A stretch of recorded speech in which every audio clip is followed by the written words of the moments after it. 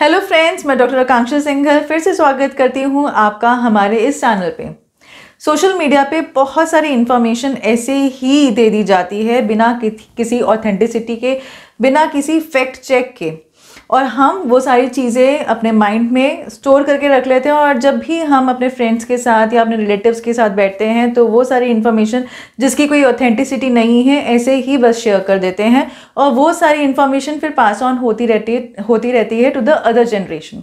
तो आज हम ऐसे ही किसी एक क्लेम जो सोशल मीडिया पे बहुत ज़्यादा किया जा रहा है उसका हम फैक्ट चेक करने जा रहे हैं। वो क्लेम है कि क्या रावण अभी भी जिंदा है।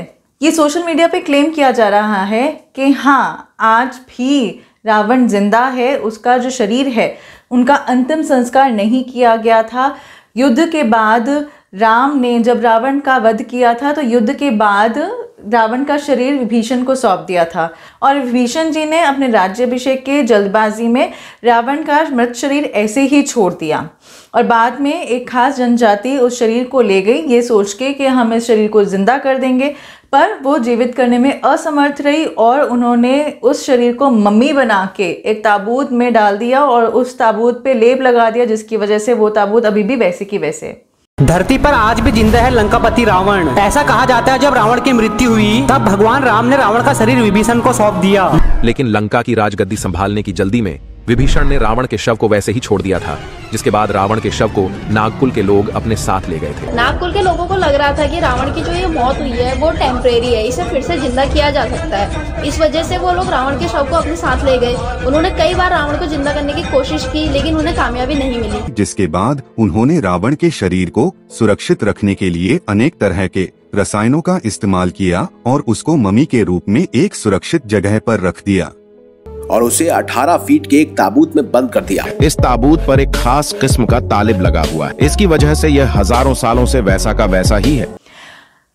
आई डोंट नो कि ये जो क्लेम है ये किस आधार पे किया जा रहा है। आपको नहीं लगता कि ये सारी कहानी जो कि सोशल मीडिया पे बताई जा रही है कि उनके शरीर को मम्मी बना दिया गया, ताबूत में डाल दिया गया, उसके ऊपर लेप लगा दिया गया, ये फिल्म से ली हुई कोई एक स्टोरी है या फिल्म जो फिल्मों में दिखाते हैं, मार्वल्स में दिखाते हैं, उसको आपने कल्पना से जोड़ के उस कहानी को अपनी तरफ से तोड़ मरोड़ के पेश कर दिया और उस चीज़ को बाकी सारी जनरेशन ने देखा और एक्सेप्ट कर लिया। खैर, ये जो क्लेम किया जा रहा है इंटरनेट पे ये कितना सही है और कितना गलत है आज हम इस वीडियो में कंटिन्यू कर रहे हैं।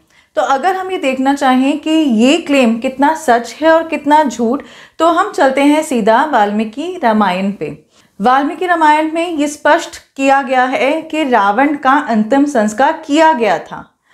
पूरा विवरण दिया गया है कि किस तरह से रावण का अंतिम संस्कार किया गया, किसके द्वारा ये अंतिम संस्कार किया गया। कहा जाता है कि राम जी ने विभीषण को ये आज्ञा दी थी कि आप चाहे रावण कितना भी दुराचारी हो, कितना भी अत्याचार किया हो, पर है आपका भाई और किसी भी रीति रिवाज को मानना ज़रूरी है, तो इसी वजह से आपको इनका अंतिम संस्कार करना चाहिए। और राम की आज्ञा पाकर विभीषण जी ने रावण का अंतिम संस्कार किया था। किस विधि के साथ किया गया था, ये सारी चीज़ें, ये सारे कन्वर्सेशन जो है ये हमें मिलती है युद्ध कांड या फिर हम कह सकते हैं लंका कांड में। जैसा कि आप स्क्रीन पे देख सकते हैं, यहाँ पर लिखा गया है कि इस बीच राम ने विभीषण से कहा, अपने भाई का अंतिम संस्कार कर दो और इन स्त्रियों के समूहों को सांत्वना दो। इसके बाद ये भी कहा गया है कि विभीषण ने शास्त्रीय विधि के अनुसार रावण को अग्नि दी, स्नान करके गीले वस्त्रों से शास्त्र विधि के अनुसार जल में तिल तथा कुशा डालकर रावण को आहुति दी तथा सिर झुकाकर प्रणाम किया। विभीषण ने उन स्त्रियों को बार बार सांत्वना देते हुए वापस लौटने के लिए कहा, फिर वे सब नगर में लौट आए। अब कई लोग ये भी सोच रहे होंगे कि ये भी तो हो सकता है कि पहले राज्याभिषेक किया हो और उसके बाद अंतिम संस्कार किया हो, तो उसके लिए भी हमने देखा कि क्या वाल्मीकि रामायण में कुछ लिखा हुआ है। तो हाँ, हमने ये पाया कि वाल्मीकि रामायण में लिखा हुआ है कि विभीषण द्वारा रावण का अंतिम संस्कार करने के बाद राम ने विभीषण को लंका के राजा के रूप में ताज पहनाया, यानी कि राम ने विभीषण को आज्ञा दी कि आप अपने भाई यानी रावण का अंतिम संस्कार करें, और उसके बाद मतलब अंतिम संस्कार करने के बाद फिर विभीषण जी को पूरा राज्य सौंपा। तो हम ये जो क्लेम है जो सोशल मीडिया पे किया जा रहा है कि रावण अभी भी जिंदा है क्योंकि उसका अंतिम संस्कार नहीं हुआ था, ये कहना बिल्कुल गलत है। अब बिना कुछ सोचे समझे जब आप ये बोल रहे हो कि विभीषण ने राज्याभिषेक की जल्दी में अंतिम संस्कार नहीं किया, तो आपको नहीं लगता कि आप विभीषण जी के चरित्र पर सवाल उठा रहे हो, उनका जो चरित्र है उनको दोष दे रहे हो? क्या आपको लगता है कि अगर विभीषण जी इतने बड़े स्वार्थी थे तो उनको चिरंजीवी होने का वरदान मिलता? आपको तो पता होगा ना कि हमारे जो 7 चिरंजीवी हैं उनमें से एक विभीषण जी भी हैं। तो अगर उनके चरित्र पे कुछ दाग होता तो क्या उनको चिरंजीवी का वरदान मिलता? अब इस चीज़ को प्रूव करने के लिए कि विभीषण जी का चरित्र कैसा था वो भी हम वाल्मीकि रामायण से देख सकते हैं। विभीषण जी का चरित्र और एज अ ब्रदर वो कैसे थे, ये सारा का सारा उल्लेख वाल्मीकि रामायण में दर्शाया गया है। वाल्मीकि रामायण में साफ साफ ये दिखाया गया है कि जहाँ एक तरफ रावण अधर्मी, अहंकार और अपनी कामनाओं के वश में था, वहीं दूसरी तरफ विभीषण जी धर्म के अनुयायी, सत्य बोलने वाले और विनम्र थे। यहाँ पर उनके चरित्र को कितना प्योर दिखाया गया है। अब क्वेश्चन उठता है कि एज अ ब्रदर उनका चरित्र कैसा दिखाया गया वाल्मीकि रामायण में? कहा गया कि जब तक रावण धर्म के रास्ते पर चलता था तब तक विभीषण जी ने उनका साथ दिया, पर जैसे ही रावण ने अधर्म का साथ दिया, अधर्म के रास्ते पर चलने लगा, वैसे ही विभीषण जी ने उनका विरोध करना शुरू किया। और सिर्फ विरोध ही नहीं बल्कि उनको गाइड भी किया कि भैया आप ये अत्याचार करना छोड़ दीजिए, ये अधर्म छोड़ दीजिए, नहीं तो सर्वनाश हो जाएगा।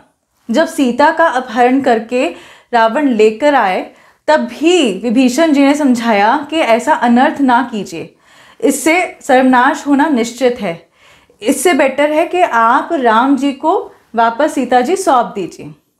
और बार बार ये विनती करी कि आप ये अधर्म का रास्ता छोड़ दीजिए। तो as a brother Vibhishan ji ने अपना पूरा कर्तव्य निभाया, अपने ब्रदर को समझाया कि क्या सही है और क्या गलत है, और अगर आप ये गलत रास्ते पे चलोगे तो इसका रिजल्ट क्या होगा।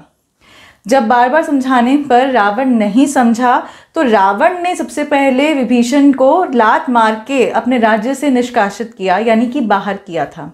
और जब रावण ने कहा कि मेरे राज्य से निकल जा, तब विभीषण जी राम जी के शरण में आए थे। तो यहाँ पर भी ये कहा जा सकता है कि विभीषण ने रावण को पहले नहीं छोड़ा, रावण ने लात मार के पहले विभीषण को अपने राज्य से निकाला, उसके बाद ही वो राम के पास गए। तो विभीषण जी का चरित्र एज अ पर्सन और एज अ ब्रदर बहुत ही प्योर दिखाया गया है वाल्मीकि रामायण में। तो ये कहना कि विभीषण जी ने अपने राज्याभिषेक की लालसा में अंतिम संस्कार नहीं किया, उनका मृत शरीर ऐसे छोड़ दिया, ये बेतुकी सी बात है और उनके इस पवित्र चरित्र के ऊपर लांछन लगाने वाली बात है। इवन यहाँ पर यह भी दिखाया गया कि विभीषण जी ने हमेशा धर्म को ऊपर रखा, चाहे उनको अपने अधर्मी भाई से ही क्यों ना लड़ना पड़े। और यही चीज़ महाभारत में भी सिखाई गई है कि हमेशा धर्म ऊपर होता है, चाहे आपको अपने पूरे परिवार का विरोध क्यों ना करना पड़े। और यहाँ पर धर्म का मतलब है क्या सही है और क्या गलत है, यानी कि जो सही है वो धर्म है और जो गलत है वो अधर्म है। अब ये प्रश्न उठता है कि ये सारी बातें कि रावण अभी भी जिंदा है, उनका शरीर का अंतिम संस्कार नहीं किया गया और वो शरीर अभी भी मम्मी बनाकर एक ताबूत में रखा गया है और वो ताबूत के ऊपर लेप लगाया गया है, ये सारी कथाएं आई कहाँ से, ये सारी कहानियाँ कहाँ से सोशल मीडिया पे चल रही है। तो ऑल्दो हम ये तो नहीं बता सकते कि इस कहानियों का जन्म कहाँ पर हुआ, ऐसी कौन सी पहली वीडियो थी जिसमें कि ये क्लेम किया गया, पर हाँ हम ये कह सकते हैं कि हो सकता है ये कोई लोक कथाएं हैं जिससे कि ये क्लेम किया गया है। अब प्रश्न ये उठता है कि लोक कथाएं होती क्या है। लोक कथाएं होती है कि जो आप मौखिक रूप से पीढ़ी दर पीढ़ी सुनाते हो, उस कहानियों को बोलते हैं लोक कथाएं। ये लोक कथाएं शास्त्रों पर आधारित हो भी सकती है, नहीं भी हो सकती है। इनके अंदर जो रीजनल कल्चर है वो देखा जाता है। इन कहानियों में ज़्यादातर चमत्कारी या फिर तंत्र मंत्र से जुड़ी कहानियाँ ज़्यादा देखी जाती है। तो हो सकता है कि बहुत सारी लोक कथाएं जो रीजन टू रीजन होती है, वो उनमें से कोई एक कथा के बेसिस पे ये बोला गया हो, लेकिन इस कहानी का, इन लोक कथाओं का शास्त्र से जुड़ाव होना ज़रूरी नहीं है। यानी कि ये ज़रूरी नहीं है जो लोक कथाओं में बोला जाता है वो बिल्कुल सही हो। अब इनकी ऑथेंटिसिटी बहुत कम होती है, क्योंकि पहली बात तो ये है कि ये मौखिक होती है।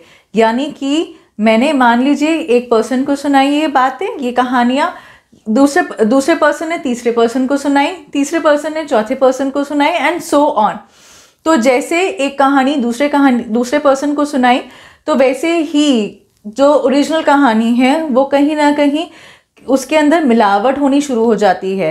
हो सकता है कि यहाँ पर मैं अपनी कल्पना से उसके अंदर कुछ भी जोड़ के दूसरे पर्सन को सुनाऊं, दूसरा पर्सन अपनी कल्पना को जोड़ के तीसरे पर्सन को सुनाए, एंड सो ऑन।